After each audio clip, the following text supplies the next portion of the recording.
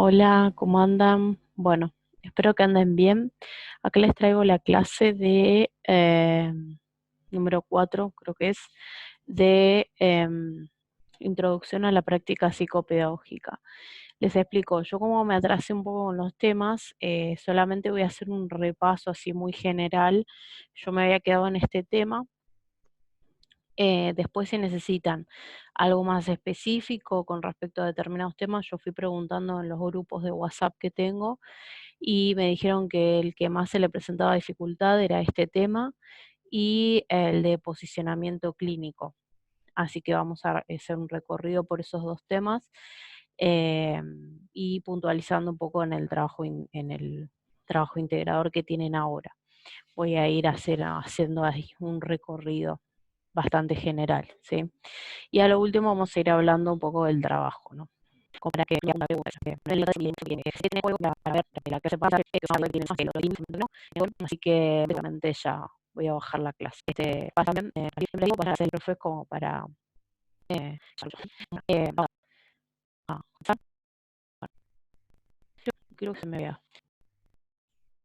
Bueno, ahí está. Pude sacar mi imagen de ahí. Bueno, vamos a ir viendo un poco, ya como les digo, así muy por arriba, pero bueno, como para darles una aproximación. Bueno, Alicia Fernández, ustedes tienen un texto que se llama Inteligencia Atrapada. La verdad que todo lo que es el lineamiento de Alicia Fernández es bastante interesante. Bueno, Alicia Fernández básicamente lo que quiere, digamos, intenta explicar a través de este capítulo, em, intenta explicar más que nada, no tanto lo referido a la inteligencia, sino más que nada cuando se habla de aprendizaje, qué es lo que implica el aprendizaje, ¿sí? Que lo vamos a ir viendo. Yo ya les digo, lo hago muy a grandes rasgos. Bueno, cuando ella habla de aprender, dice que básicamente se necesitan dos integrantes, ¿sí?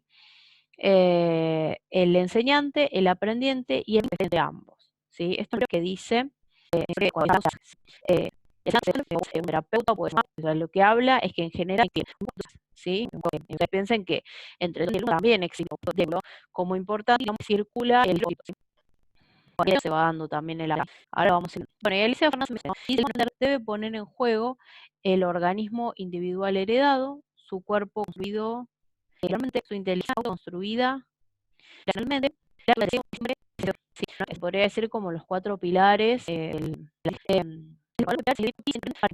explicando cada uno. Cuando habla del organismo individual heredado, hace referencia específicamente a eh, es decir, primero luego va a tener más dificultad de escribir, ¿sí? Para poder agarrar un lápiz de manera que va a tener más dificultades. Entonces, hace referencia a esto, que siempre nosotros sabemos que el desarrollo en general, tanto psíquico como madurativo, siempre es paulatino, ¿sí? Siempre como que las funciones se van complejizando, ¿sí? Eh, bueno, estas cuestiones, por ejemplo, el reflejo de succión. El reflejo de succión en realidad le sirve a ese niño apenas nace para poder alimentarse, ¿sí? Pero también tiene una función más que nada psicológica también, ¿no? Que ya lo vamos a ir viendo. Pero bueno, para que me entiendan, cuando habla de organismo individual heredado, hace referencia a esto, ¿sí? A toda la parte madurativa, digamos, del sujeto que en una etapa escolar hay ciertos desarrollos madurativos que se tienen que haber dado para que el aprendizaje se dé de manera adecuada, al menos en lo que es el contenido escolar. También es importante su cuerpo construido especularmente. ¿A qué hace referencia esto? Cuando habla de un cuerpo construido especularmente, quiere decir que haya un otro que lo haya significado, ¿sí? Eh, es decir, el sujeto aprende porque hay un otro que le está demandando que aprenda. Es decir, que nosotros no solamente por tener, por ejemplo, si nosotros lo pensamos desde el organismo individual heredado, ¿no? Que era el primer pilar del que estábamos hablando, si lo pensamos desde ese lado, desde ese punto de vista madurativo, nosotros, por el simple hecho de ser seres humanos, vamos a tener la capacidad de poder caminar, ¿sí? Por ejemplo. Pero no es así, ¿sí? No solamente por tener biológicamente, digamos, esa capacidad o por tener esa inclinación a caminar, quiere decir que sí o sí lo vayamos a hacer. Es decir, ¿a qué me refiero con esto? Que no solamente es importante la parte madurativa, sino también la otra parte, o sea, la otra cara de la moneda, que vendría a ser la subjetividad. Es decir, que haya un otro que a mí me demande que yo tengo que caminar, ¿sí? Generalmente hay un padre, un abuelo, una madre, el que se haga cargo de ese niño, lo que va a hacer es demandar que aprenda a caminar. Le va a decir, dale, camina, lo va a parar, va a tratar de que se pare, ¿sí? Todas estas cuestiones que uno quizás lo naturaliza, bueno, tienen que ver un poco con el desarrollo psíquico de ese niño. Bueno, bien. Em, bueno, entonces hace referencia a eso, ¿no? Em, eh, a ver, dice, su cuerpo construido de manera especular, ¿no? Especularmente, dice. Especularmente, como porque a veces esa es una palabra bastante compleja para el que quizás recién se, se adentra en el tema, hace referencia a que el cuerpo siempre se va a construir en base al cuerpo del otro, ¿sí? A la mirada que me devuelva el otro, ¿sí? A partir de todo un desarrollo psíquico que se va a ir dando, que lo habrán visto, lo van a ver, no sé, bien el orden de las materias, que lo van a ver bien en psicología del desarrollo, ¿sí? La parte, todo lo que es la parte edípica, el primer contacto con la mamá, la importancia de este primer contacto, ¿sí? El tema de que la mamá lo demande, bueno, etcétera. Todas estas cuestiones. A esto es a lo que hace referencia. Su inteligencia autoconstruida interaccionalmente, eh, este pilar a lo que hace alusión es que, fíjense cuál es el enunciado, ¿no? Dice, inteligencia autoconstruida interaccionalmente. A partir de esa interacción de la que hablábamos al principio, es que se va a ir construyendo la inteligencia. Muchos autores sostienen la idea de que la inteligencia se va desarrollando, es decir, que no es que nosotros nacemos con un tipo de inteligencia, ¿sí? Quizás sí hay personas que tienen más capacidad visual que auditiva y viceversa, ¿no? Pero tiene que ver con su manera particular en el cual se fue desarrollando, ¿sí? Entonces a esto es lo que va haciendo alusión, esta parte que dice inteligencia autoconstruida, ¿no? Interaccionalmente, porque en realidad nosotros vamos construyendo nuestro propio cuerpo y el mundo externo a partir de la interacción del sujeto con su ambiente. Bien. Y por último tenemos la arquitectura del deseo. Deseo que siempre deseo del otro. Esto es un poco lo que les venía hablando sobre la demanda del otro, ¿no? Es decir, cuando habla de arquitectura del deseo, hace referencia de que, bueno, ustedes tendrían que saber algo básico por ejemplo, el complejo de Edipo, ¿no? Pero bueno, se los voy a decir así a grandes rasgos. Ustedes piensen cuando el niño nace, se forma entre la mamá entre la mamá y el niño como lo que se llama como célula narcisística.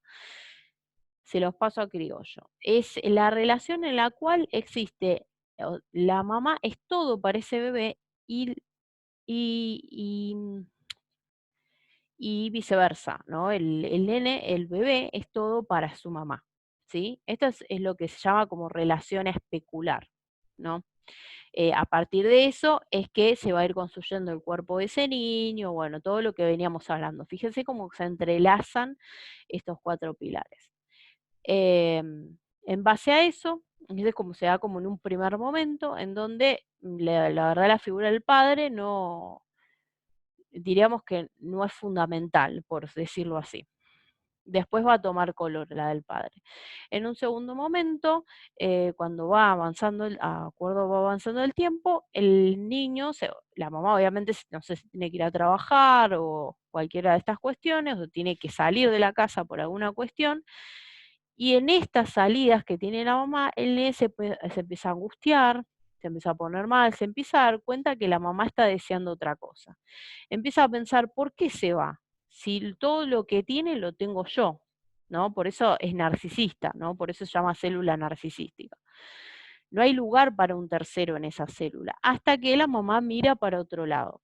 Lacan lo dice de esa manera.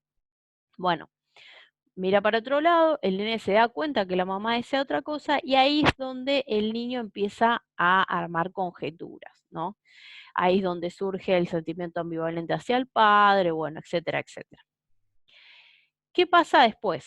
Después tiene que intervenir el padre para cortar esta diada que se da, a veces Lacan lo dice como triada, pero tiene que cortar esta diada entre la mamá y el bebé para salvar a su hijo de que sea devorado por su madre. Así lo especifica Lacan. Pero bueno, no quiero enrollarlos con esto porque es algo que no van a ver específicamente en esta materia, pero me parece importante que lo entiendan para entender por qué se habla de arquitectura del deseo, ¿sí? Que dice deseo, que es siempre el deseo del otro, ¿no? Esto hace referencia a que cuando, como les decía, cuando el niño se da cuenta que la mamá desea otra cosa, él tiene que ir en busca de su propio deseo, ¿sí? Y ahí es donde, bueno, surge una situación con el papá, donde él es la ley, bla, bla, se instala, bueno, todo lo que es la ley de prohibición, etcétera, ¿no? Bueno, el nene, como se da cuenta que la mamá desea otra cosa, que puede ser el padre, entonces empieza a desarrollar este sentimiento ambivalente de que el papá le quiere quitar a su mamá, ¿no? Entonces empieza a tener este sentimiento de que no quiere que el papá esté con la mamá, etcétera. Y ahí es donde tiene que intervenir el papá y esa mamá tiene que dejar que ese papá intervenga, porque si no estaríamos hablando de una psicosis en un futuro, ¿no? Bueno. Una vez que sucede esto, que el papá interviene, bueno, y todo lo que ya saben con respecto a la cuestión edípica, el niño empieza a sepultar su Edipo, se identifica con el papá y ahí es donde empieza a ir en busca de su deseo, ¿no? Esta es la arquitectura del deseo. El niño nunca, ¿por qué nosotros nunca somos seres infelices, se podría decir, ¿no? Infelices en el sentido de que siempre vamos a ir en busca de otra cosa? Con nuestros maridos nos pasa que le pedimos que cambie algo y al tiempo decimos, ay, ahora quiero que cambie esta otra cosa, pero no es porque somos seres histéricos o tenemos una neurosis histérica o algo. Es simplemente por esto, porque siempre vamos a ir en busca de otro deseo, ¿sí? A esto es a lo que hace referencia, es decir, el niño una vez que sepulta el Edipo y cuando va en busca de su deseo, digamos, se constituye como sujeto deseante, recién ahí surge el deseo por aprender. Por eso es sumamente importante el deseo, ¿sí? El deseo un tanto deseo del otro, es decir, si el otro no me demanda que yo aprenda, es decir, si mi mamá no se pone contenta porque yo aprendí a leer manzana, para mí no tiene sentido aprender. Entonces, siempre al menos en un principio, como demanda del otro y como deseo del otro, ¿sí? A eso es a lo que hace referencia, bueno, estos 4 pilares. Espero que se haya entendido, porque, bueno, traté de explicarlo rápido como para no irme mucho. Eh, bueno, después tenemos el fracaso en el aprender, ¿no? En realidad, cuando hablamos específicamente del fracaso en el aprender, tenemos que tener en cuenta o tenemos que indagar y empezar a preguntarnos sobre la estructura familiar en el cual se desarrolla la dificultad. Es decir, tenemos que indagar esto, la historia del sujeto y su forma particular de aprender, ¿no? Para determinar por qué no aprende, por qué tiene esa dificultad, ¿sí? Entonces, esto es lo que hace referencia Alicia Fernández cuando habla del fracaso en aprender, ¿sí? Hay que indagar en todas estas cuestiones que hablábamos anteriormente, de los 4 pilares, ¿sí? Esto es a lo que hace referencia. Bien. Em, Bueno, vamos a ver ahora el tema de la articulación de la familia con los síntomas, ¿no? Nosotros decíamos que concebíamos al niño como una parte de un todo que tiene sentido por ese todo que sería la familia. Se trata de un sistema incluido en otro. Si miramos al niño que no aprende, solo como un emergente, podremos dar cuenta de la enfermedad en carácter de señal, mientras que mirarlo como síntoma aparece significado.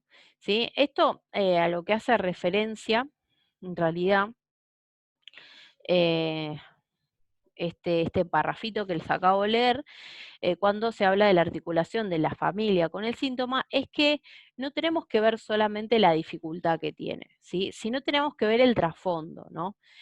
Por eso acá, Alicia, yo les puse, ¿no? Como la importancia familiar, el tema de los vínculos, lugar en el tramado familiar, primeras relaciones, ¿no? Porque son cuestiones en realidad que se van a tener que ir indagando a lo largo de la primera entrevista, incluso a lo largo de las diferentes etapas que después vamos a ir viendo cuando hablemos de posicionamiento clínico.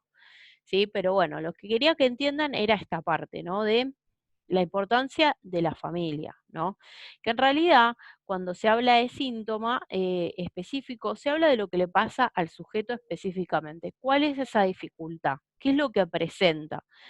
¿Tiene dificultad de leer, de escribir? Esto es lo que se refiere incluso con la demanda, ¿no? Ahora después el tema de la demanda lo vamos a ver más adelante, pero quería que entiendan esto. Entonces, fíjense que incluso al principio yo les adelantaba un poco el tema de la importancia de los vínculos familiares, ¿sí?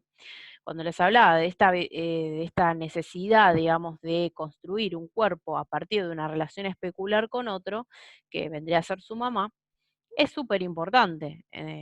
Cómo se da, digamos, esta diada, cómo se da esta interacción, cómo fue el primer contacto con la mamá, qué es aquello que rodea al niño, em, el lugar que se le da y le da a la familia a esa dificultad que tiene el pequeño, o incluso el lugar que ocupa ese niño para esa familia, ¿sí? O sea, fíjense todo lo que implica, ¿no? Cuando hablamos de importancia familiar, tanto cómo se vincula con sus hermanos, con su familia, mamá, papá, abuelos, etcétera. Como les dije, el lugar en el que ocupa ese niño en el entramado familiar y las primeras relaciones, ¿sí? Que vendrán a ser con sus padres, en este caso. Bueno, después tenemos, bueno, todo lo que se llama, se habla como carencia socioeconómica. em, bueno, carencia socioeconómica. Em,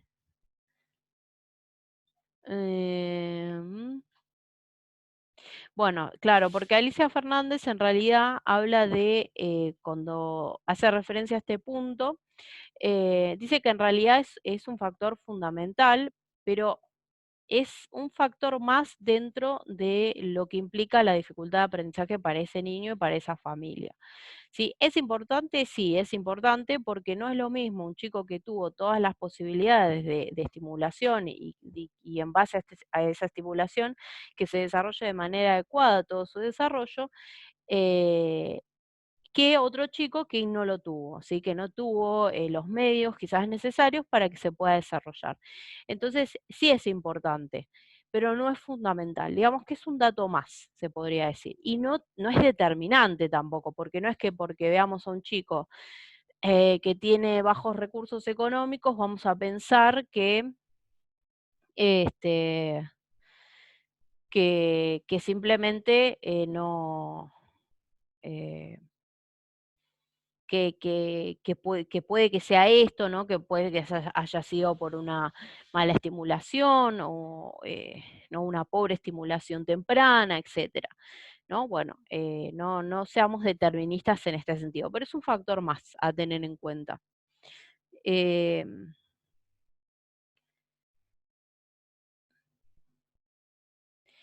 bueno, Después también tenemos la función del aprendizaje y aprendizaje como función. Nos vamos a ver un poco lo que es la función del aprendizaje, ¿no? Eh, Pensamos el aprendizaje como un proceso de una función que va más allá del aprendizaje escolar y que no se circunscribe exclusivamente al niño. Haciendo una significación, una abstracción del proceso de aprendizaje, nos hallamos ante una escena en la que hay dos lugares, uno donde está el sujeto que aprende y otro donde se ubica al personaje que enseña. ¿Sí?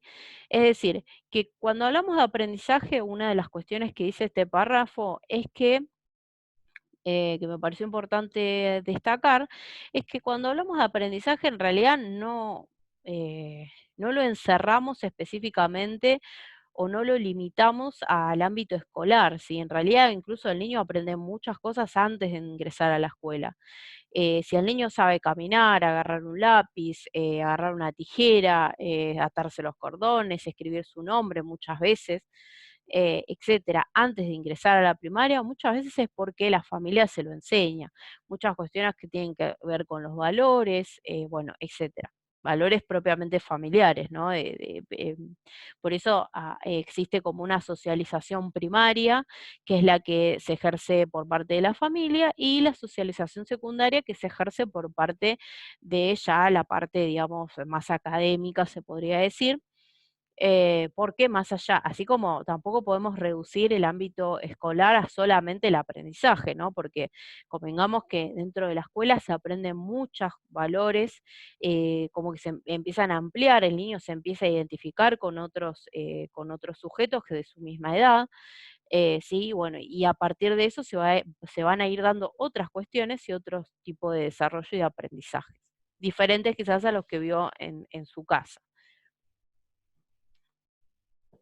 Bueno, después tenemos la función del aprendizaje, bueno, que era un poco esto que les decía, que tiene que existir, digamos, un enseñante, un conocimiento, un aprendiente, un enseñante, un conocimiento, y a su vez en esa, digamos que en esa interacción, se podría decir, es como una triada en realidad, ¿no? Yo diría más que una diada, ¿no? Es una triada en donde está el aprendiente, el enseñante y en el medio está circulando el conocimiento, ¿no? Entre los dos. Y en base a esa interacción es que el sujeto va a poder aprender, ¿sí? En realidad lo veo de esta manera, ¿no? Como un circuito, se podría decir, pero siempre se aprende en la interacción con otro. Fíjese la importancia de la interacción con otro, ¿sí? Eh, por eso yo les hablaba de la demanda del otro. Y esto hace un poco referencia también a lo que veían ustedes con respecto a Piaget, ¿no? Fíjense, perdón, Piaget no, bueno, sí, en realidad hace referencia a Piaget también porque habla de una construcción, ¿no? De que no es que a mí, por ejemplo, yo les estoy explicando esto y a ustedes no les va a llegar exactamente como yo se los digo, ustedes lo van a aprender, ustedes lo van a resignificar, ¿no? Así como la mamá decodifica un mensaje, el llanto de su bebé, nosotros cuando aprendemos, ya siendo adultos, lo que hacemos es construir ese conocimiento que me está llegando, ¿sí? Yo les estoy explicando esto y quizás ustedes lo vayan a incorporar de otra manera o vayan a prestarle una interpretación diferente, ¿sí? A la que quizás yo le estoy dando ahora, ¿sí? Así como a mí me lo enseñaron mis profesoras de introducción a la práctica psicopedagógica en su momento, a mí me llegó de otra manera y yo quizás en este momento tengo otro recorrido y otra perspectiva, digamos, de cómo me lo explicaron ellas, ¿sí? Tengo mi propia interpretación de los temas. Entonces, bueno, hace referencia a esto. Entonces, cuando hablamos de función de aprendizaje, recuerden, aprendiente, enseñante, en el medio circula el conocimiento, en el cual el aprendizaje se va a dar siempre y cuando el sujeto pueda construir ese conocimiento y reconstruyéndolo y construyéndolo y lo va a transformar. Y de esa manera es que lo va a poder adquirir, ¿no? Es importante que tengan en cuenta también que cuando se habla de aprendiente y enseñante, eh, eh, es importante que tengan en cuenta, bueno, acá ya viene lo que es el posicionamiento psicopedagógico. Bueno, es importante que les digo esta parte ya y ya concluyo con este tema. Eh, mm, es importante que tengan en cuenta que cada sujeto, tanto enseñante como aprendiente, en esta transmisión, digamos, de conocimiento, donde se da, digamos, donde circula el conocimiento, que en realidad no hablamos de transmisión de conocimiento, ¿sí? Yo no sé si lo llamaría como transmisión. En realidad yo lo llamaría interacción de conocimientos, intercambio, se podría decir, de conocimiento, porque fíjense que incluso el docente, ya sea una maestra, ya sea un docente universitario, etcétera, aprende también de esa interacción, particularmente de la interacción con cada alumno en particular. Bueno, ahí está, perdón. No sé si se grabó lo que dije, pero bueno. Les estaba diciendo, lo vuelvo a repetir por las dudas, porque tengo acá un problema con mi computadora, que en realidad el docente, les decía que en realidad en vez de llamarlo transmisión, yo lo llamaría como interacción eh, del conocimiento, ¿no? ¿no? Como intercambio de conocimientos. ¿Por qué? Porque en realidad en esta interacción que se da entre el docente y el alumno, particularmente con cada uno de los alumnos, el docente también aprende algo en esa interacción. Incluso a veces, muchas veces, encuentra otro aspecto de determinados temas que le termina de entender, digamos, ¿no? Porque fíjense que incluso los docentes universitarios, con cada pregunta que ustedes le hacen, a veces ellos no saben contestar todas las preguntas. La contestan en el momento como para que ustedes no se queden con esa duda, y después dicen, les prende como una lucecita, como una lamparita, y dicen, a ver, voy a indagar un poco más en esto, ¿no? Entonces ahí es donde ustedes le están enseñando al docente y a su vez el docente, por supuesto, les enseña a ustedes a partir de esta interacción. Por eso es un ida y vuelta, es un feedback, como le dicen, ¿no? Eh, es importante también considerar que tanto el aprendiente como el enseñante tienen como su propia, están atravesados por su propia subjetividad, por su manera de enseñar, por su manera de aprender, sus propias modalidades de aprendizaje.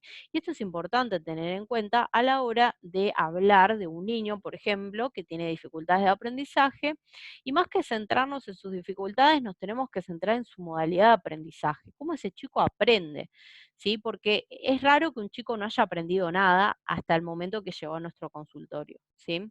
Generalmente aprendió un montón de cosas y bueno, entonces nosotros tenemos que entender y llegar al punto de cuál es esa modalidad de aprendizaje que tiene, ¿sí? Esa es la idea central, digamos, cuando nos llega un chico a nuestro consultorio. Y por último, que les quería mencionar con respecto a este tema. Entonces, dice Alicia que el aprendizaje es entonces una de las funciones por la cual estos niveles se pueden interrelacionar con el afuera y a su vez conformarse a sí mismos en un proceso dialéctico, ¿sí? Esto es como una concepción de aprendizaje que ella le da, digamos, en este caso, cuando habla de inteligencia atrapada, ¿sí? Bueno, vamos a ver ahora el tema de cuando hablamos de posicionamiento psicopedagógico, ¿sí? Que ese es un tema que lo fueron viendo incluso mucho creo que incluso la mayoría de las preguntas están centradas en esto, del trabajo integrado.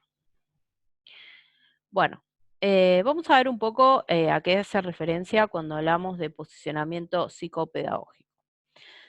Em, Bueno, vamos a definir un poco lo que es la clínica psicopedagógica.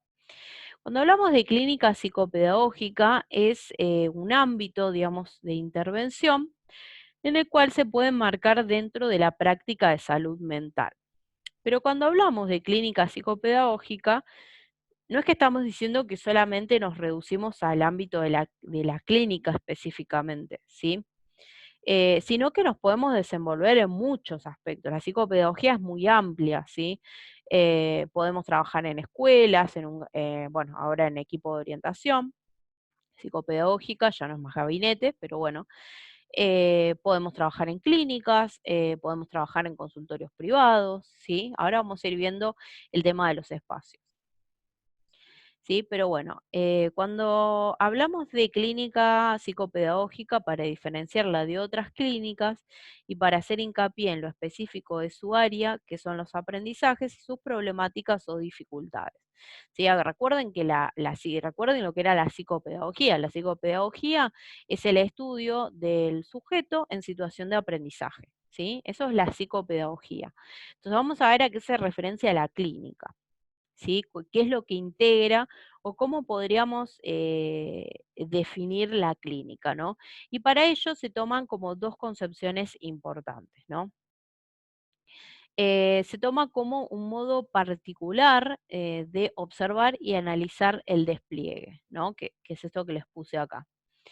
El despliegue hace referencia como todas las acciones que realiza ese sujeto, dibujos, algo que les haya dicho de manera verbal, cómo la modalidad propia de aprendizaje que tiene ese sujeto, cómo juega, cómo habla de sí mismo, cómo se proyecta, etcétera. Todo lo que tenga que ver con ese sujeto y lo que vaya surgiendo a lo largo de los encuentros con ese niño, ¿no? Con ese paciente.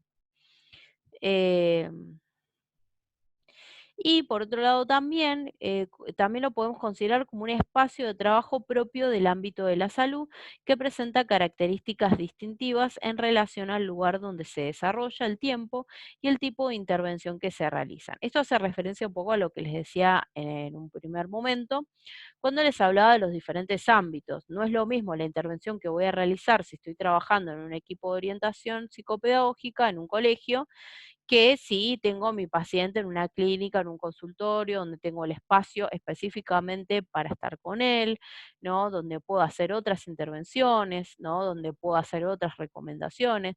Digamos que es otra mirada, ¿no? Otro tipo de mirada que quizás en una escuela no se puede realizar.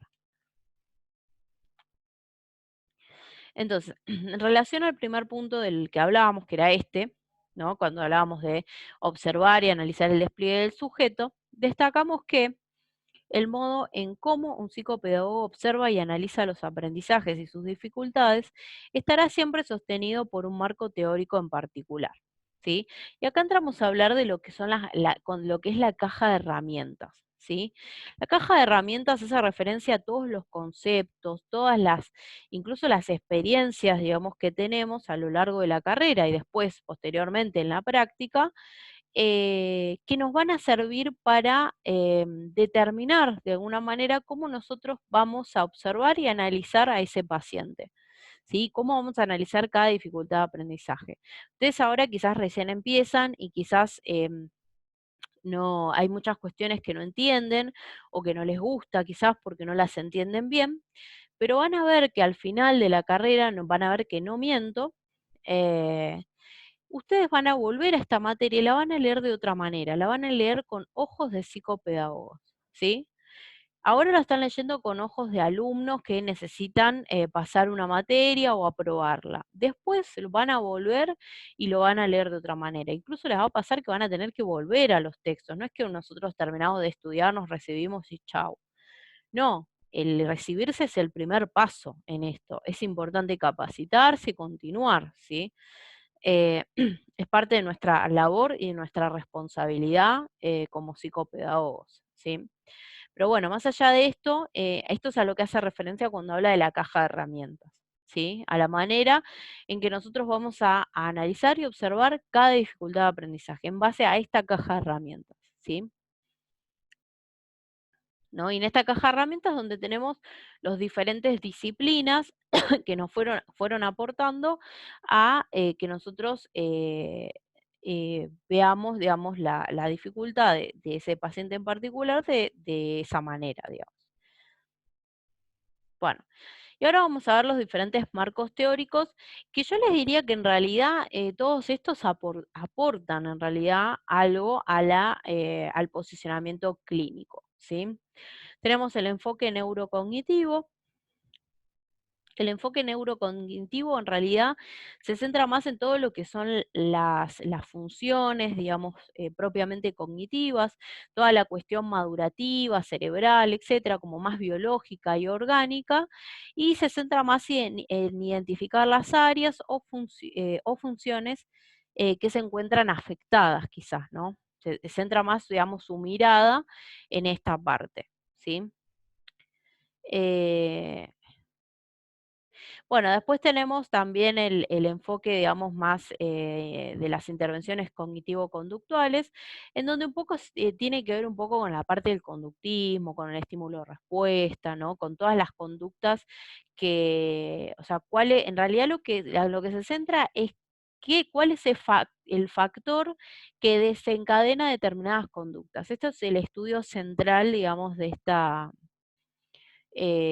disciplina, que digo, hay chicos que este tipo de terapia les puede ser funcional y otras que no, ¿sí? Está dentro, digamos, de la caja de herramientas también.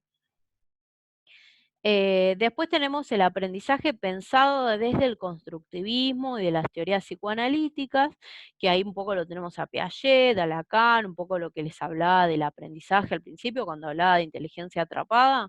Bueno, eh, es un poco esto también, ¿no? Haciendo referencia al constructivismo, ¿sí? De cómo se va construyendo ese aprendizaje en esa interacción social con el otro, ¿sí?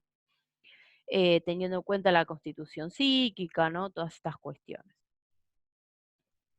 Y después tenemos el enfoque multimodal, ¿no? Que es uno de los enfoques más actuales, se podría decir, que habla de la intervención con niños, adolescentes y adultos, ¿no? Diagnosticados con autismo u otras patologías mentales severas, ¿no? Eh, entonces, lo que se plantea en realidad desde el posicionamiento psicopedagógico es que en realidad va todo lo que es, digamos, el posicionamiento clínico, va mucho más allá de todos estos marcos teóricos. Yo creo que lo que hace es tomar un poco algo de cada uno, pero le agrega otra cosa más, ¿no? Como un condimento más, ¿no? Em, y es cuando habla en vez de hablar de el aprendizaje, cuando nosotros decimos el aprendizaje es esto, esto y lo otro, en realidad tenemos que hacernos referencia a los aprendizajes, ¿sí?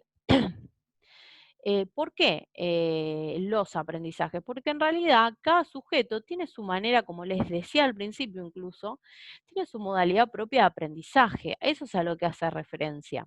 Está atravesado por su propia historia, por su propia subjetividad, tuvo maneras diferentes de relacionarse que quizás tuvo otro, como les decía, incluso de las carencias económicas. Quizás hay niños hay familias, ¿no? Que son poco creativas y a pesar de tener recursos económicos reducidos, se la rebuscan bien y otros que no tanto, ¿sí? Entonces, incluso vemos chicos que trabajan desde muy chiquitos, tienen 5 o 6 años y ya los vemos en la calle trabajando, ¿sí? Y bueno, y hay otros que no, por ejemplo, que hay padres que salen ellos a trabajar y no permiten ni siquiera que los chicos vayan a la escuela nada más y ya está.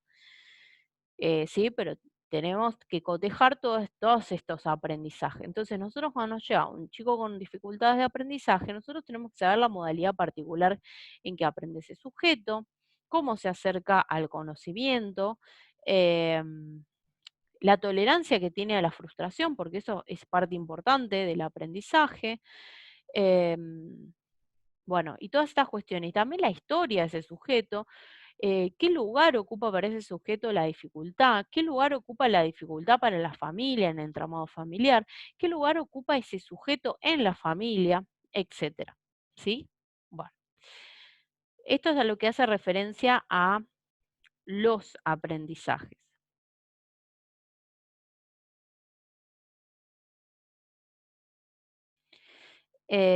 Bueno, dice que partimos de pensar a los aprendizajes a lo largo de la vida de un sujeto en todas las áreas de su cotidianeidad, como fruto de un conjunto entramado basándose en el componente siempre de un basamento biológico, psicológico, social, histórico y cultural. Fíjense, todo lo que hay que tener en cuenta a la hora de conocer, de alguna manera, el aprendizaje, ¿no? del sujeto, de cómo aprende ese sujeto. Recuerden que nos posicionamos dentro de la clínica psicopedagógica desde el paradigma, digamos, de la complejidad, ¿no? Donde hablábamos de la multidimensionalidad. Dentro de esto, en realidad, cuando hablo de los aprendizajes, es una definición de la cual habla Lucio, es específicamente él, y en realidad, porque hay mucha confusión con el tema de las dimensiones. Las dimensiones forman parte del sujeto específicamente, ¿sí? De cómo aprende ese sujeto, cómo aprende cada sujeto. Entonces es importante que lo tengan en cuenta, ¿sí? Como para eh, eh, ir ahí como trabajando ese tema, porque en realidad las dimensiones él las desarrolla como una manera de que de comprender la dificultad de aprendizaje que tienen nuestros pacientes, ¿no? En realidad es por eso. ¿No? Y para poder, de que nos aproxima, digamos, a llegar a una conclusión, llegar a saber a qué es lo que le pasa a ese sujeto y poder llegar a un diagnóstico. Después al último vamos a hablar de diagnóstico, pero bueno, quería esto. Bueno, y cuando hablamos de, como les dije, cuando hablamos de los aprendizajes, la clínica psicopedagógica coloca en el centro al sujeto que aprende y al proceso mediante el cual sus aprendizajes se desarrollan y despliegan, pudiendo presentar en dicho proceso dificultades y problemáticas. ¿Sí? Em, lo que está diciendo básicamente es que en realidad, ¿por qué pone en el centro al sujeto que aprende y al proceso? Porque en realidad la dificultad se puede presentar, ya sea en realidad donde se presenta la dificultad o cuando nos damos cuenta que hay una dificultad es en el proceso, ¿no?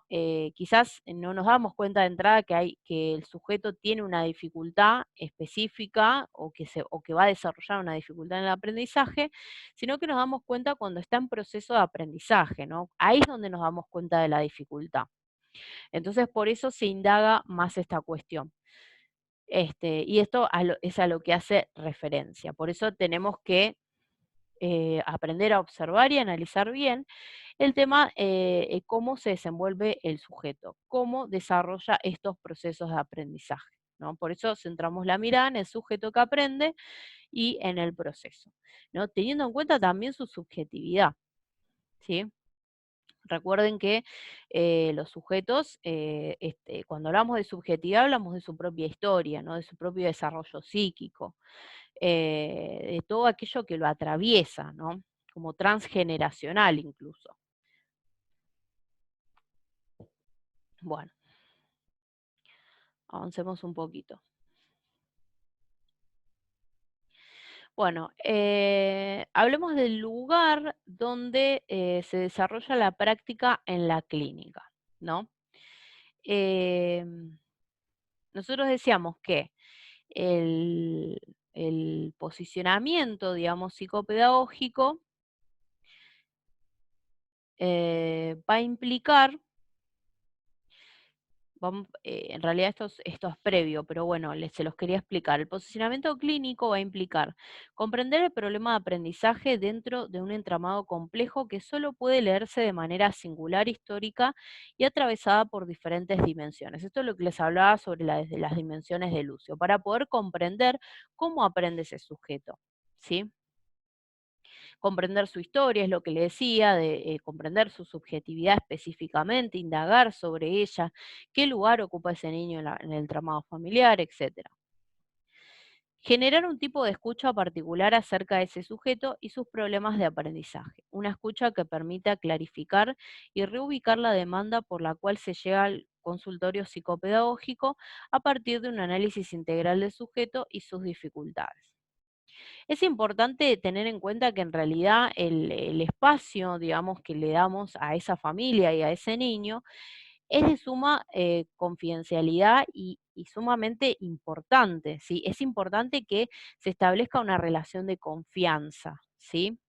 Y de que ya sea la mamá, el papá o el mismo niño, el mismo paciente que tenemos nosotros, con el cual vamos a trabajar quizás más directamente, tengan la confianza y la seguridad de que todo lo que se diga, digamos, va a quedar en esas cuatro paredes y entre esas dos personas, ¿no? O tres, en caso de que sean los padres con el terapeuta, ¿sí? Y a la hora de evaluar, digamos, igualmente lo que es el diagnóstico, llevar un diagnóstico para ese chico, se va a tener en cuenta todo, ¿sí? Toda la información que se fue recolectando y todo lo que se fue diciendo, ¿sí? Sin exponer a nadie, ¿sí? No es que uno va a decir, la mamá dijo tal cosa, ¿sí? No es que se va a ir al colegio, se va a llevar un diagnóstico diciendo, llegué a este diagnóstico porque la mamá me dijo esto, ¿sí? No, incluso si fuera algo emocional, en realidad no es la manera, porque hay cierta confidencialidad que mantener, ¿no? Para mantener la confianza también. Bueno, también es importante resignificar, es decir, darle un nuevo sentido a aquello que se observa y analiza, tanto en el sujeto con el que trabajamos como en el intercambio con la familia y escuela, en el caso de la clínica con niños y adolescentes. ¿Sí? En este caso, resignificar se refiere incluso la clínica psicopedagógica apunta a esto, a resignificar lo que la familia trae, lo que ese niño trae, ¿sí? Podemos encontrar familias en las cuales piensan que su hijo no va a poder tener una vida autónoma porque tiene una determinada facultad, porque tiene una determinada dificultad, perdón. ¿No? Entonces, nuestro trabajo en esa familia es resignificar este ideal, podría decir, esta idea que tienen en base a su hijo y poder hacerlos llevarlos a que construyan otra idea diferente, un poco más realista, ¿no? Más positiva y realista de las capacidades que tiene su hijo, ¿no? Y resignificar de esta manera lo que ellos piensan en algo un poco más realista y positivo, ¿sí? Em, bien, desarrollar una sólida y permanente formación teórica de carácter multidisciplinar que nos permita abordar el sujeto en sus dificultades desde una visión holística e integrada. Esto hace referencia a que en realidad nosotros nos podemos basar solamente en nuestra disciplina. Tenemos que indagar en otras disciplinas, es decir, nosotros no podemos solamente con nuestras herramientas llegar a un diagnóstico, necesitamos de las demás disciplinas. A veces necesitamos de un informe del neurólogo, de un informe del pediatra, de la escuela, de la maestra, em, fonoaudióloga, etcétera, ¿sí? E incluso a veces de la psicóloga, de otra psicóloga o incluso de otra psicopedagoga, ¿sí? Entonces, a eso es lo que hacemos referencia cuando hablamos de multidisciplinar, ¿sí? Necesitamos interactuar con otras disciplinas. Y a la vez, interdisciplinar, cuando se habla de interdisciplinar, habla de tener un equipo, ¿sí? Un equipo en donde se puedan supervisar, por ejemplo, todos los casos y podamos llegar a comprender y a entender o que nos presten también otra mirada eh, sobre los casos, ¿sí? Entonces, de esta manera vamos a poder tener una visión más global, se podría decir, más completa de este sujeto que presenta dificultades. Y por último, construir un sustrato teórico propio que nutra nuestra mirada acerca del sujeto, acerca de la concepción de aprendizaje y de lo que es un problema de aprendizaje, ¿no? Esto hace referencia un poco a la caja de herramientas de la que hablábamos, ¿sí? Todos vamos por ejemplo, ustedes cuando lleguen a recibirse, van a haber adquirido todo lo que yo tengo adquirido en este momento, pero cada uno va a hacer su propia construcción. Es como les decía cuando hablábamos de Alicia Fernández, en la construcción de ese aprendizaje, etcétera, etcétera. Bueno, yo creo que tiene que ver con eso. Aparte, cuando nosotros terminamos la facultad, va a depender de cada uno seguir capacitándose o no.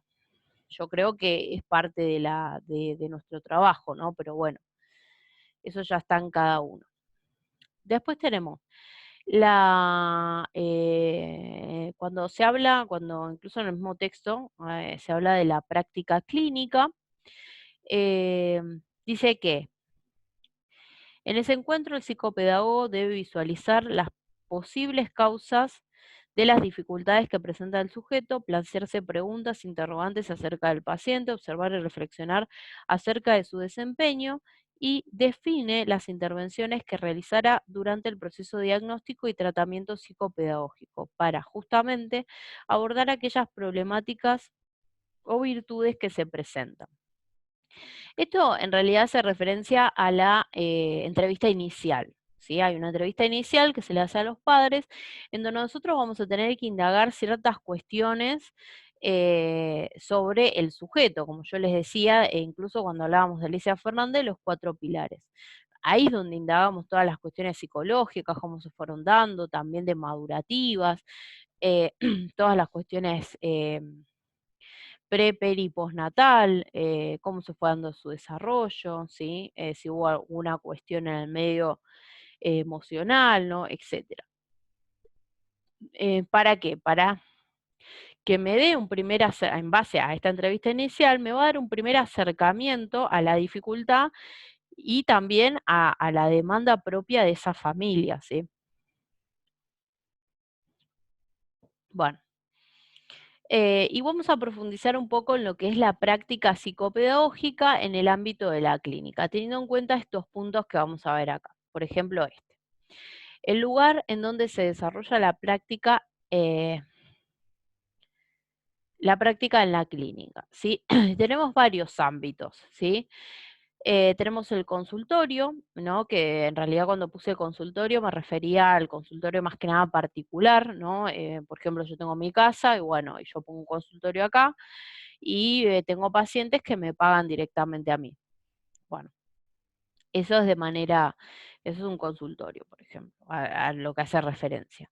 En una institución puede ser en un equipo de orientación, ¿no? Donde generalmente pueden llegar a tener alguna maestra integradora, está compuesto también por una asistente social, también tienen, por supuesto, una psicopedagoga, una psicóloga, ¿no? Eso va a depender de cada escuela. Hay escuelas que no tienen psicopedagoga, pero tienen psicóloga y bueno, y así.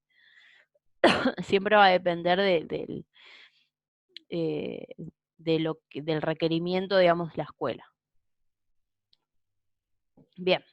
Y por último tenemos la clínica, ¿no? Que si bien es un ámbito también de consultorio, digamos que tiene una visión o una visión más amplia, digamos, en cuanto a sujeto, ¿no? Eh, Dice, los encuentros necesitan un lugar. La clínica provee el marco, el consultorio el espacio concreto. ¿Sí? Es decir, que en realidad cuando nos referimos a la clínica, eh, está compuesto, digamos, a ver, el posicionamiento clínico en realidad es una mirada distinta, quizás a la que le da otro que quizás estuvo toda la vida o toda su carrera, digamos, desarrollando su práctica en un consultorio. No es la misma que la mirada clínica, ¿sí? La mirada clínica es más global, ¿no? Más compleja, se podría decir. Em,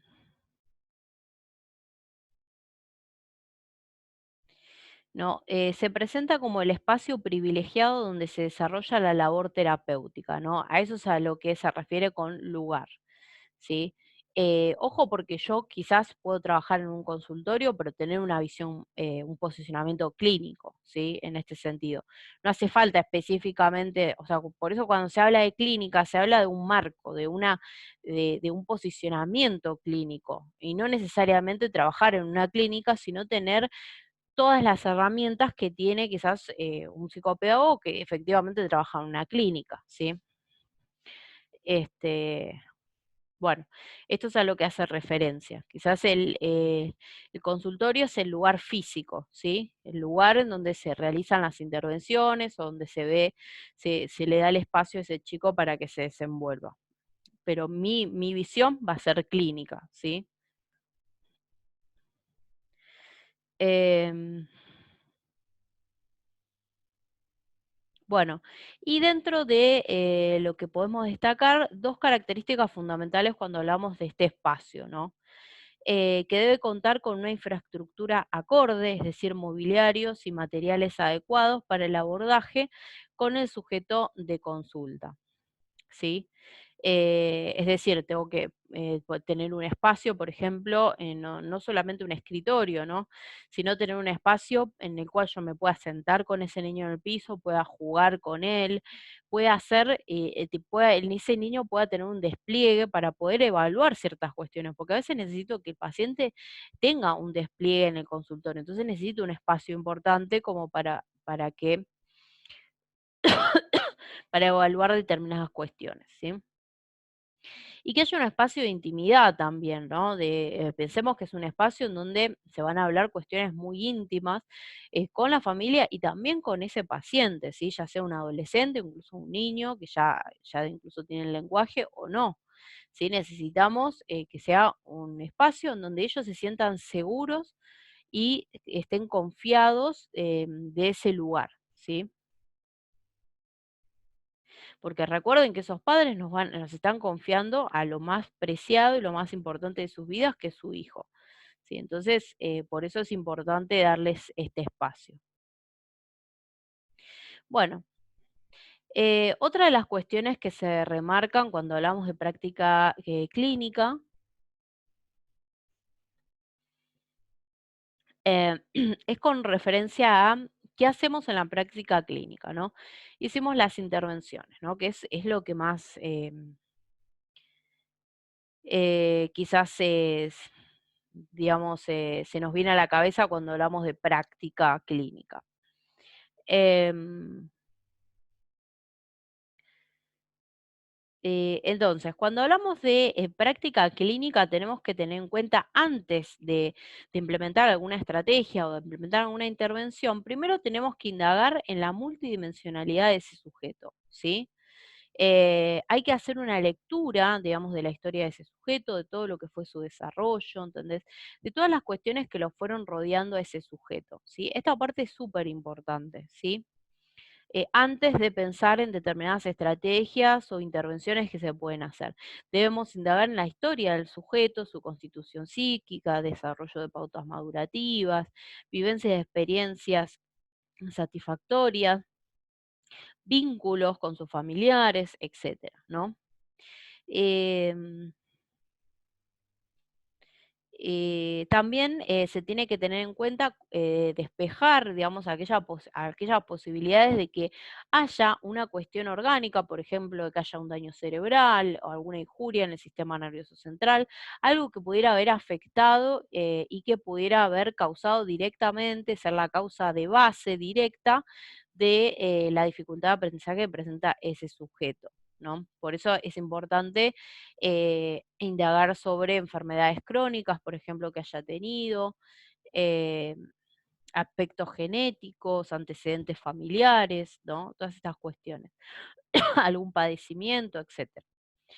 Em, También es importante indagar sobre el momento evolutivo de su pensamiento. Esto hace referencia un poco a ustedes van a ver más adelante en la carrera, a una materia que se llama epistemología genética, donde van a administrar las pruebas preoperatorias a los chicos, donde van a ver, son las pruebas que desarrolla Piaget, para determinar cuáles son, en qué momento, digamos, del desarrollo está ese sujeto en particular, ¿sí?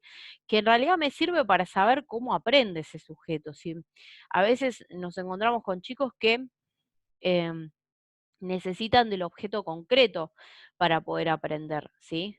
Incluso nos pasa a nosotros, ¿no? Que a veces estamos contando con los dedos, bueno, eso incluso lo mantenemos durante toda la vida, pero hay chicos que en determinado momento necesitan, digamos, del objeto concreto, necesitan verlo, tocarlo, ¿no? Para dar cuenta de su existencia, ¿no?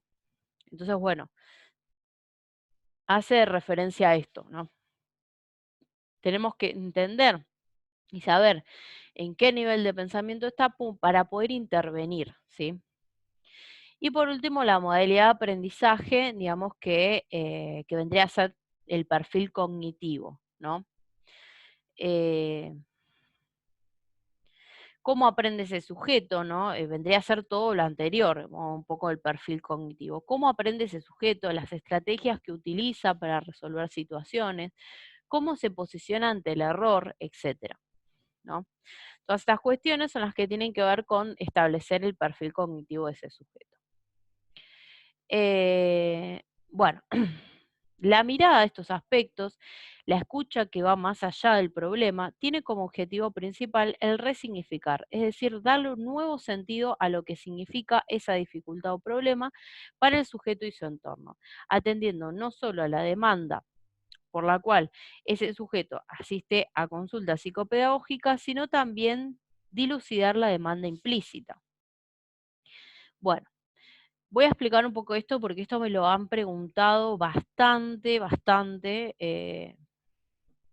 a lo que hace referencia a a esto de las demandas, ¿no? De la demanda psicopedagógica. Perdón, de la demanda explícita e implícita, ¿no? Entonces, bueno, el tema de resignificar ya se los había explicado más o menos, pero bueno, es esto, ¿no? Darle otro sentido, darle otro significado, digamos, a aquello que trae la familia, que trae ese niño, a esa dificultad, ¿no? Eh, bien. Y también dentro de lo que es el posicionamiento psicopedagógico, podemos encontrar también que es necesario em, atender, digamos, a la demanda explícita e implícita de lo que son los que nos llega a la consulta, ¿no? La demanda explícita es lo que directamente nos dicen los padres, ¿sí? El motivo de consulta directo, es decir, yo vine porque la escuela dice que mi hijo tiene dificultades en la lectura, tiene dificultades en la escritura, tiene dificultades en matemática, tiene dificultades en la atención. Esa es la consulta específica, ese es el motivo de consulta y es la demanda explícita. Es lo que efectivamente dice que le pasa. Ahora vamos a ver la demanda implícita. La demanda implícita es aquello que no se, lo no dicho, los silencios, los olvidos, actos fallidos, etcétera, ¿no? Todas estas cuestiones que aparecen como camuflados, se podría decir, ¿no? Como por debajo. Por ejemplo, os pongo un ejemplo. Como les decía, pueden llegar padres que digan, por ejemplo, la verdad que no sé por qué vine, me mandó a la escuela, ¿sí? Y dicen que tiene problemas de lectura. ¿No? Ese enunciado que les dice. ¿Cuál es el motivo de consulta? Tiene problemas de lectura, porque la familia, porque la escuela dice que tiene problemas de lectura. Bueno, ese es el motivo de consulta explícito. Vamos al implícito. El implícito es la negación de los padres, ¿no? Lo que dicen, digamos, ¿qué dice lo que no dicen? ¿Sí? Es un poco un trabalenguas, es un poco contradictorio que se ha dicho así, pero en realidad el hecho de que la mamá diga, "Ay, yo no sé lo que le pasa", siendo que la mamá es la que más tiempo pasa con ese niño, uno pensaría quizás, ah, bueno, ella sabe perfectamente la dificultad que tiene. Y a veces no, o no lo quieren ver, ¿sí? Porque ustedes piensen que a veces nosotros tenemos que trabajar con padres, por eso nosotros decimos que trabajamos con las familias fundamentalmente también. Porque el niño se adapta fácilmente, tiene esa, digamos, esa flexibilidad, digamos, esa fácil adaptabilidad. Pero el adulto, sin embargo, ese papá que recién se enteró que tiene una dificultad o que ya lo viene percibiendo o que ya se lo vienen diciendo, pero que no se quiere dar cuenta, ¿por qué? Porque cada papá en su hijo deposita un ideal. Hay un ideal de hijo, ¿sí? Aunque muchos digan, no, nada que ver, etcétera, etcétera, sí, hay un ideal de hijo. Porque incluso ese hijo, antes de nacer, ya está simbolizado. Ya hablamos de ese niño antes de que nazca. Ya le damos un nombre, pensamos en lo que puede llegar a ser cuando sea grande, y muchas veces cuando se proyecta mucho un hijo, quizás hasta se habla de cómo se lo va a criar, ¿no? o quizás incluso cuando uno es más chico, adolescente, dice, ah, bueno, esto que hace mi mamá conmigo, yo no lo voy a hacer con mi hijo. Bueno, fíjense cómo hablamos de ellos antes de que nazcan, ¿no? Entonces nacen con un ideal, ¿no? Un ideal que es depositado en ellos, que nunca se cumple, más allá de los chicos con dificultades, nunca se cumple ese ideal, ¿sí? Bueno, entonces nosotros tenemos que trabajar con este tipo de problemas, ¿sí? Va, de problemas, en realidad yo no lo llamaría problema, en realidad es una circunstancia que se van a dar que se va a dar en todos los padres incluso, les diría. Entonces, tenemos esta circunstancia, ¿no? Esto es la demanda implícita, lo que no se dice, ¿sí? La negación de decir, "Oh, no sé qué le pasa a mi hijo". Y muchas veces en muchas entrevistas de admisión, a mí no me mandaron la entrevista de admisión que les mandaron a ustedes. Yo ahora voy a tratar de mirarla, a ver si está en la página, en el Drive. Pero bueno, igualmente, este, les quiero mencionar esto, que a veces en la entrevista de admisiones ustedes van a poder ver que dice, por ejemplo, no sé, que le preguntan cómo se imagina su hijo en un futuro, por ejemplo. Y el papá te dice, y bueno, nos damos cuenta de este ideal en realidad cuando realmente acepta la dificultad que tiene y dice, bueno, yo le voy a dar a elegir, y bueno, que haga lo que pueda, o, ah, bueno, y yo que sea una persona que es independiente, ¿no? Que se pueda manejar solo. Y en cambio, el que no acepta o que tiene un ideal muy, muy allá arriba, digamos, podemos encontrar que dice, bueno, yo quiero que sea médico, que sea tal cosa o que sea tal otra, porque yo la verdad que no tuve esa posibilidad y yo se la quiero brindar.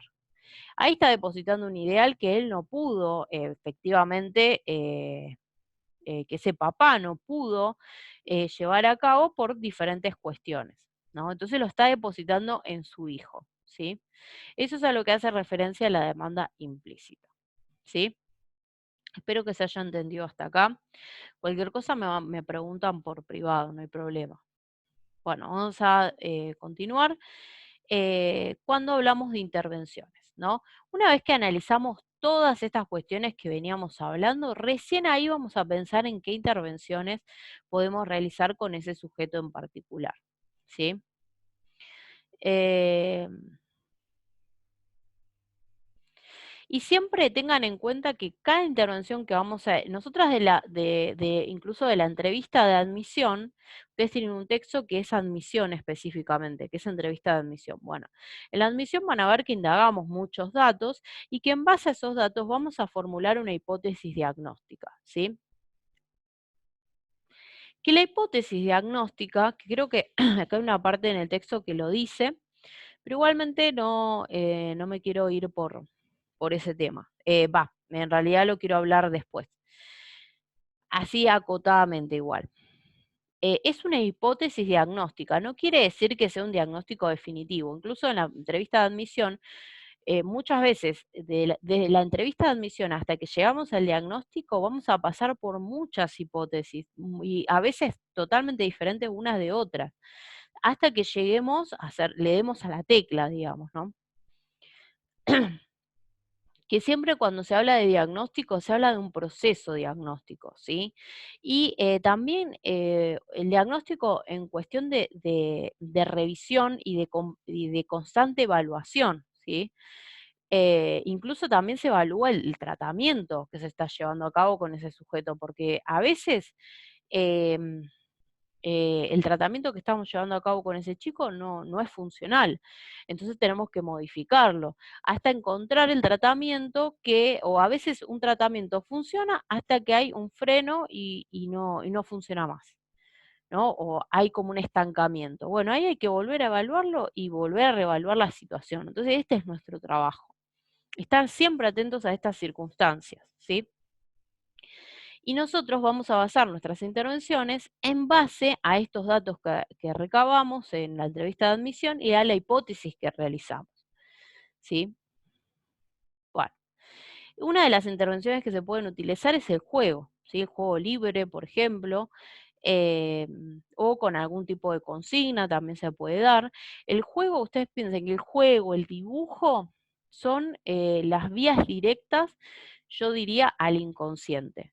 Vías directas, incluso vías directas para saber qué es lo que le sucede a ese chico. A veces hay chicos que no hablan o que no dan cuenta de la dificultad que tienen o que no quieren hablar de la dificultad y dan cuenta de eso, de lo que ellos sienten con respecto a eso, en el juego, ¿sí? A veces pasa esto. Entonces es importante indagar en estas cuestiones porque es el lenguaje de los chicos, ¿sí? Aquellos que no tienen lenguaje, el juego y el dibujo es una manera de llegar a ellos, ¿sí? Ahora lo vamos a ver en la próxima clase cuando hablemos de juego, pero la verdad que el juego es una herramienta bellísima y directa para llegar a ese chico. El dibujo también, el dibujo, digamos que es una forma de simbolizar, ¿no? De representar un problema de forma gráfica, ¿no? Ya sea, por ejemplo, haciéndole dibujar a la familia, haciéndole dibujar a él mismo, o que haga un dibujo libre. Por ejemplo, acá podemos ver muchas cuestiones con respecto a su desarrollo psíquico, incluso también madurativo, motriz, ¿no? De motricidad fina, como agarra el lápiz, los trazos que realiza. eh, por ejemplo, lo que le falta. A veces hay chicos que hacen a la mamá, los hacen con ojos, le hacen todo, pelo, todo, y al papá lo hacen así peladito, sin ojos, sin boca, nada.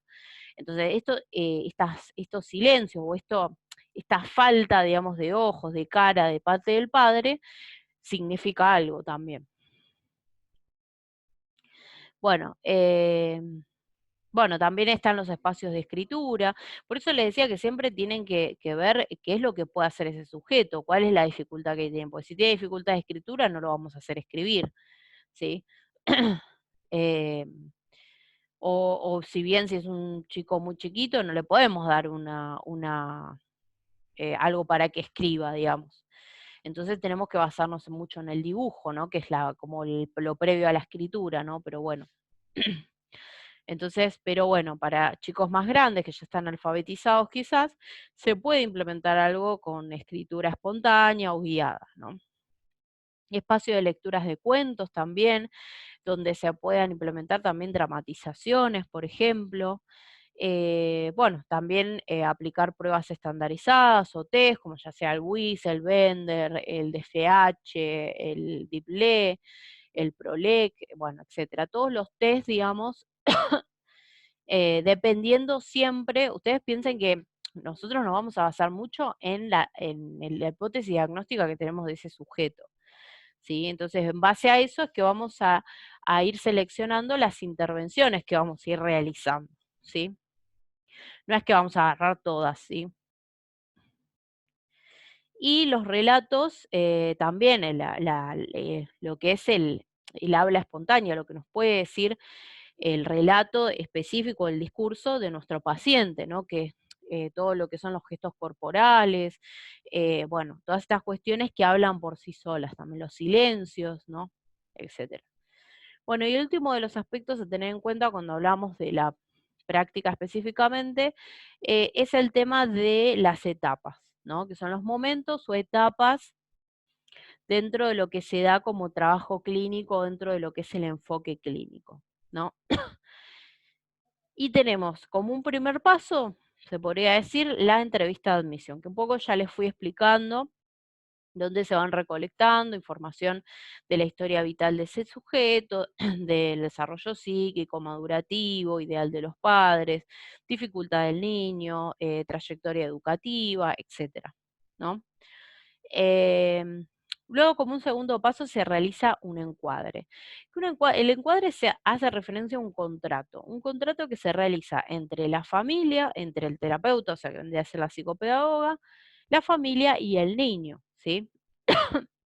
A donde que se determina el horario, el lugar donde se van a establecer las intervenciones, cómo se van a establecer. Em, y también de determinadas condiciones, que por ejemplo, vieron que cuando uno va al psicólogo, a veces el psicólogo le dice, bueno, ¿a qué día puedes venir? Los lunes a las 4 de la tarde. Bueno, mira, yo 4:30 ya no te puedo atender. Eh, si no llegas a venir, me tenés que pagar igual. Si sabes que no vas a venir, me tenés que avisar 24 horas antes para no tener que pagar la consulta. bla, bla, bla. Todo eso es un encuadre, es el contrato que se realiza con el otro profesional. Los honorarios, te voy a cobrar esto, lo otro, ¿no? Etcétera. El diagnóstico. Un poco el diagnóstico les fui hablando cuando hablamos de diagnóstico psicopedagógico. Pero les voy a hacer referencia a esta cuestión de que en realidad el diagnóstico es un proceso. ¿Sí? Nosotros decíamos que es un proceso que está en constante revisión y que por eso Lucio dice que es dinámico, ¿sí? Y en realidad lo pensamos como un conflicto móvil, ¿no? En constante movimiento, ¿sí? Eh, por eso tiene que estar en constante evaluación, ¿sí? No nos podemos quedar con un diagnóstico fijo, ¿sí? Y no pensamos al diagnóstico en psicopedagogía como una etiqueta, ¿sí? Sino que es la manera, o sea, nos va a dar como un lineamiento, ¿no? Como un camino a seguir, en realidad. Pero no lo tomamos como una definición. El diagnóstico no define al sujeto. Nosotros no vamos a trabajar con diagnósticos, vamos a trabajar con personas. El diagnóstico nos permite saber, digamos, quizás el camino que tenemos que seguir, ¿sí? Pero no nos va a determinar nada sobre el sujeto, simplemente nos va a dar un dato más, ¿sí? Porque si sabemos que tiene este diagnóstico, bueno, quizás podamos ir por acá, hacer esto, no sé, hacerle evaluación neurológica, hacerle esto, lo otro, etcétera, ¿no? Nos va a dar como un camino a seguir, pero no es una etiqueta, ¿sí? Bueno, y después tenemos el tratamiento, en donde una vez que se llegó al diagnóstico, se llega, digamos, al tratamiento propiamente dicho, en donde se van a, eh, en donde se van a realizar, se van a pensar, se va a trazar un plan terapéutico, donde se van a dar orientaciones a la familia, a los padres, se van a ver la manera de poder trabajar con ese chico, con la familia y con la escuela, ¿sí? Eh, Eso vendría a ser a grandes rasgos el tratamiento. Y siempre en constante evaluación. El tratamiento también se evalúa constantemente. Porque como les dije, algo que ahora le sirve a ese niño, el día de mañana quizás no le sirva, ¿sí?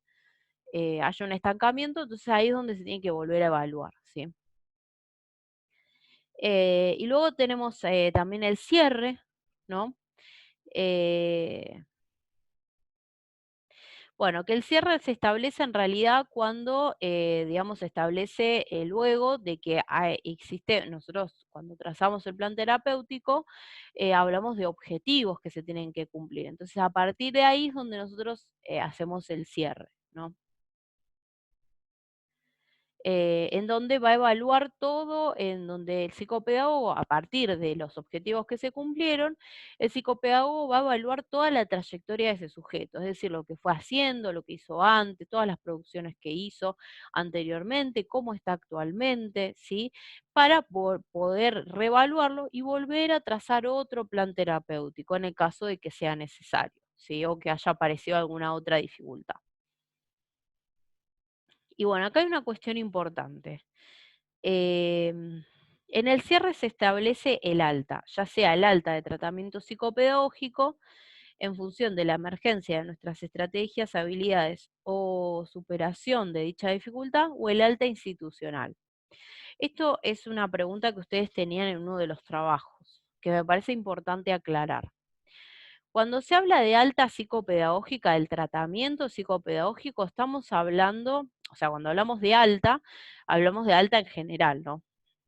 Puede ser institucional o del tratamiento psicopedagógico. Si es del tratamiento psicopedagógico, es que ese sujeto pudo superar, digamos, esa dificultad por la cual asistió a consulta, ¿sí? Y no apareció ninguna otra. Y cuando hablamos de alta institucional, tiene que ver con cuando se le da el alta de la institución. Por ejemplo, puede ser una derivación, ¿sí? En el SAOP, por ejemplo, para el que no lo sabe, en el SAOP solamente se atienden a los chicos durante 2 años, ¿sí? No más de 2 años, ¿sí? A los 2 años se le da lo que es el alta institucional, ¿sí? Eh, entonces, bueno, un poco es esto, ¿no? Eh, bueno, entonces, se le da, como les decía, perdón, me distraje, bueno, como les decía, se le da el alta institucional, ¿sí? Es decir, se deriva simplemente. No es que se le dio el alta del tratamiento, es decir, el chico sigue con las dificultades, pero se deriva y se le pide a la familia que él lo lleve, digamos, que continúe el tratamiento en otro lugar, ¿sí?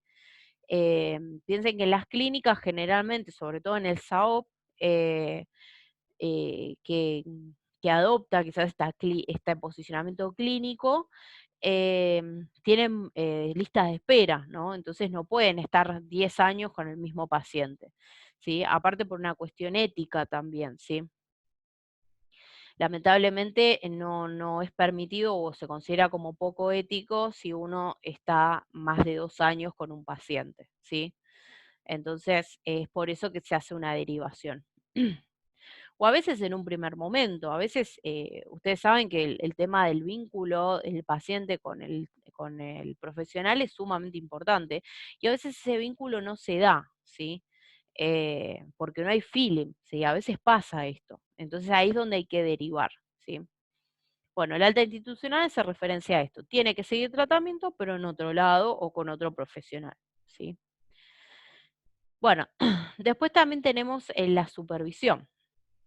¿No? La supervisión la voy a mencionar así muy por arriba, eh, pero bueno, para que se den una idea, dentro de la clínica psicopedagógica, una de las instancias o pasos, digamos, más importantes, creo yo, es la supervisión, porque es el lugar en donde se bajan las ideas, es decir, en donde yo hice la entrevista y puedo decir, la hipótesis que yo determiné fue esta, y lo charlamos entre el equipo y la otra profesional me puede dar otra mirada que quizás yo no tuve o puede ver algo que yo no vi, ¿sí?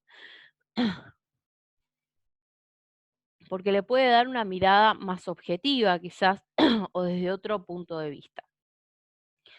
Entonces, por eso es importante la supervisión. Y también es un lugar de contención, ¿no? De contención entre profesionales, entre colegas, ¿sí? Porque la realidad es que a veces nos van a tocar pacientes que sean divinos, que tengamos un revínculo, y a veces nos van a tocar, qué sé yo, a veces una colega me contaba que en la primera sesión con el el paciente no le hablaba.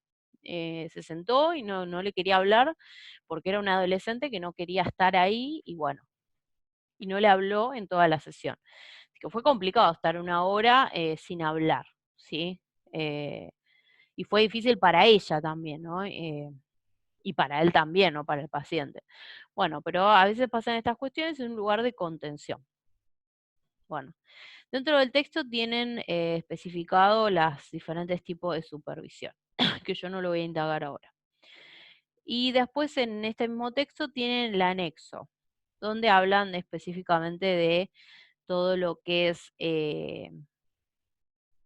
la entrevista de admisión, que me parece que lo tendrían que leer, ¿sí? Para que les quede más claro.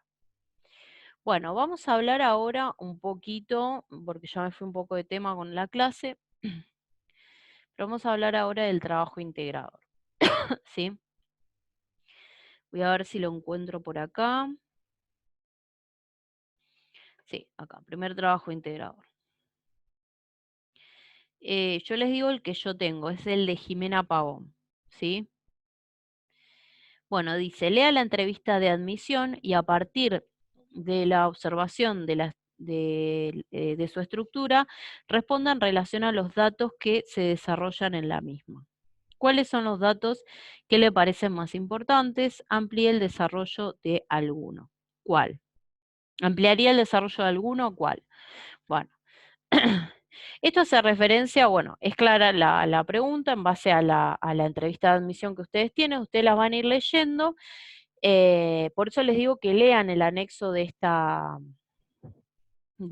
este texto que les dije, porque me parece importante para hacer esto, ¿sí? Cuando habla de entrevista de admisión. ¿Por qué? Porque les va a permitir dar una mirada de aquello que les parece, de aquellos datos que les parecen importantes. Por ejemplo, si ustedes ven que tuvo alguna dificultad en el parto, un parto distóxico, o que, por ejemplo, la mamá dice que nació morado, o que la mamá durante el embarazo, no sé, se cayó, o que se le cayó el nene cuando nació, bueno, etcétera. Estas cuestiones que pudieron haber causado algún tipo de traumatismo en el sujeto, ¿sí? En ese nene, digamos, que actualmente tiene una dificultad. Bueno, estos son datos relevantes en cuanto al periodo peri y postnatal, digamos, ¿no? Si pasó algo en los primeros días de nacido, ¿no? Etcétera.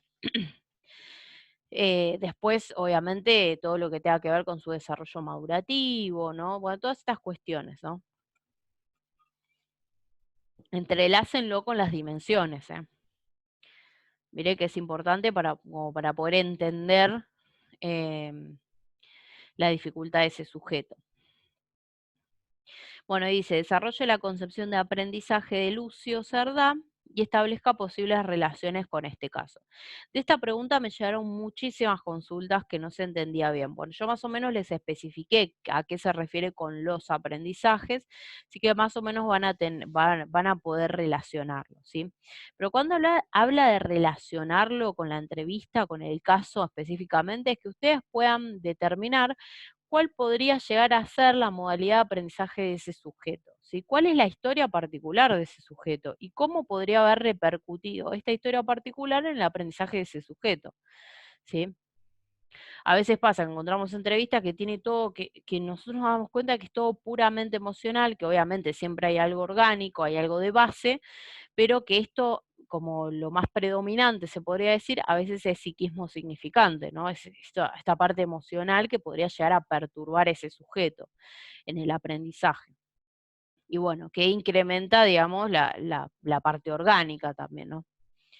Y bueno, entonces esto a lo que hace referencia con cómo repercute todo lo que vivió ese sujeto hasta hoy en día, que se ve en la entrevista, cómo repercutió en toda su historia, todo lo que le pasó, los hechos que fue pasando, cómo repercutió hoy en día y las dificultades que presenta. Eso es lo que tienen que indagar. Bueno, después la C dice, siguiendo los aportes de Lucio, en torno a la complejidad de los aprendizajes y su necesario abordaje desde las 4 dimensiones de los aprendizajes, elija un párrafo que dé cuenta de una de ellas y fundamente su elección con el material teórico. Acá tienen que elegir solamente un dato, un párrafo que dé cuenta de una de las dimensiones, ¿sí? Fíjense, yo les expliqué, les estuve explicando bastante el tema de las dimensiones. Fíjense, se habla de lenguaje, funciones cerebrales superiores. Se habla de desarrollo motor, tiene que ver más que nada con actividad neuronal epigenética. Primer contacto con la mamá, psiquismo significante. Así, ¿sí? Tienen que identificar una sola, no es que les pide que identifiquen las 4 dimensiones en la entrevista, ¿sí? Que eso sería más complejo ya. ¿Sí? Una sola identifiquen. Y traten de justificarlo. Bueno, a partir de la ficha de cátedra, una aproximación al juego psicopedagógico, cuáles son las etapas del juego que describe Piaget. Considerando las características del desarrollo de Karina, piense en un juego que podría realizar con ella. ¿Por qué? Bueno, la parte del juego, sinceramente yo no leí todavía las fichas de cátedra, así que las voy a tener en cuenta, pero es bastante teórica esta pregunta, así que la van a poder ubicar enseguida. Bueno, seguramente el martes voy a bajar la otra clase en donde voy a hablar de juego y les voy a dar una mano con la última pregunta. Voy a leer bien la entrevista, porque la verdad que no la leí. O sea, la tengo acá, ahora que me doy cuenta, pero no, la verdad que no llegué a leerla. Así que, bueno, no me quiero extender más con la clase. Yo acá puse juego como para que se ubiquen en lo que vamos a ver la semana que viene, ¿sí? Eh, Así que, bueno.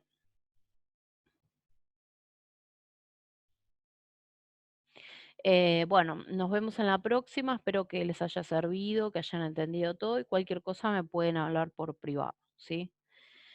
Bueno, les mando un beso y bueno, recuerden que yo con introducción a la práctica lo que hice fue hacer grupos por comisiones, ¿sí? em, y sé por cada profesor, digamos.